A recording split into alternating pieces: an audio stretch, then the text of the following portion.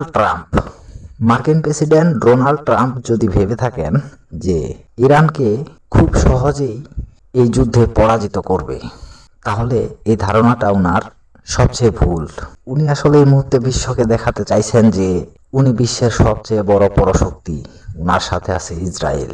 ইসরায়েলের কাঁধে ভর করে বা ইসরায়েলের সাথে মিলিত হয়ে মধ্যপ্রাচ্যের আরো কিছু মুসলিম দেশের সহযোগিতায়, যেমন সৌদি আরব, আরব আমিরাত, কুয়েত, বাহরাইন সহ আরো কিছু দেশ, এই সমস্ত দেশের সাহায্য নিয়ে আমেরিকা ইরানকে খুব তাড়াতাড়ি পরাজিত করতে পারবে।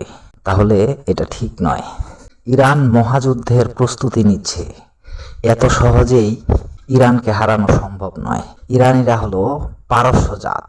এই পারস্য জাত, ইতিহাসে দেখবেন পারস্য জাতি কখনো মাথা নত করে না। এই পার্সিয়ানরা মূলত বীরের জাত।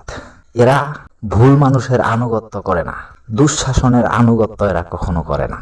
অতএব সামনে আসছে মহাযুদ্ধ, ইরান সেই মহাযুদ্ধের প্রস্তুতি নিচ্ছে।